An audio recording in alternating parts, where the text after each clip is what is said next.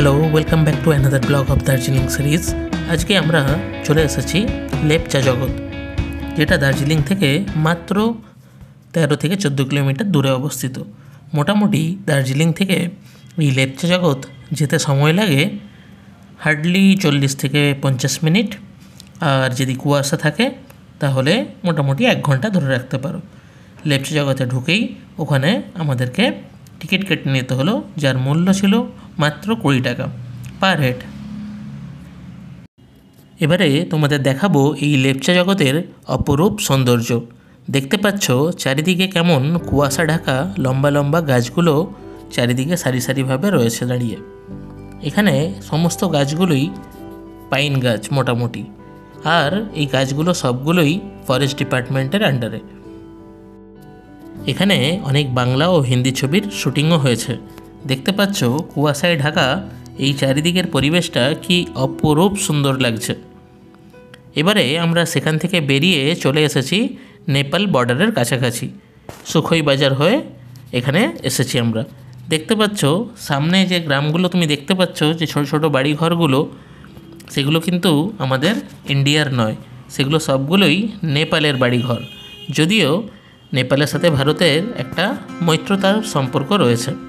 দেখতে পাচ্ছ এখানের পরিবেশটা অপরূপ সুন্দর। মোটামুটি ঘড়িতে এখন বাজে 11টা, কিন্তু দেখে বোঝার উপায় নেই। তো আমরা সেখান থেকে বেরিয়ে সোজা চলে যাচ্ছি গোপালধারার উদ্দেশ্যে।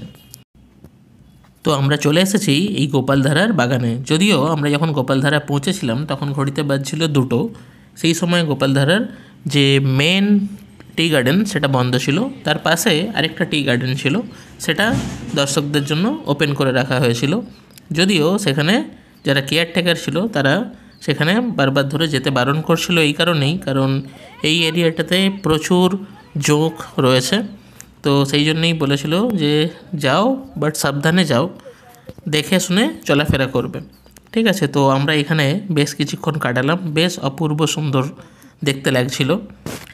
তো এখানে দেখো যে চা গাছগুলো, যে ছোটো ছোটো চা গাছগুলো কত সুন্দর লাগছে, নিচ থেকে একদম উপর পর্যন্ত পুরো চা গাছে চা গাছ। সবাই যে যার মতো করে নিজের নিজের পোজে ছবি তুলছিল, আর আমরাও সেই সঙ্গে সঙ্গে ক্যামেরাতে ছবিবন্দি করা, ভিডিও করা সবগুলো করছিলামই।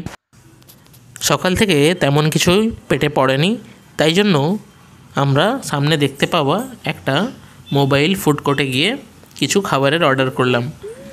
এখানে ভাবছিলাম যে খাবারটা কেমন হবে, তো যথেষ্ট ভালো করেছিল। এখানে যে মশলা ম্যাগিটা দিয়েছিল, মানে অপরূপ খেতে লাগছিল। জানি না এরা কী ইনগ্রেডিয়েন্টস মেশায় এর মধ্যে, তো খেতে বেশ সুন্দর লাগছিল।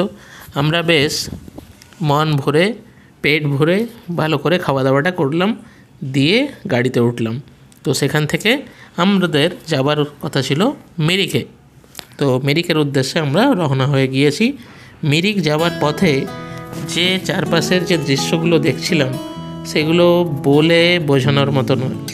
যেমন গাছগুলো সাজানো রয়েছে, তেমন এখানে মিরিক যাওয়ার পথে যে রাস্তাগুলো ছিল খুবই অপরূপ সুন্দর। তবে একটা কথা তো বলতেই হবে, আমাদের যে ড্রাইভার ভাই সাহেব ছিল খুবই ভালো মানের মানুষ ছিল।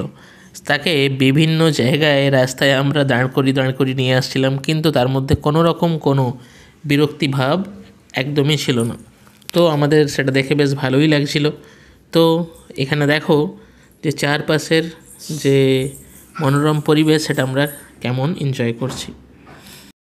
আর তোমরা যদি চ্যানেলে নতুন হয়ে থাকো, প্লিজ সাবস্ক্রাইব করতে কিন্তু ভুলো না। Thank you.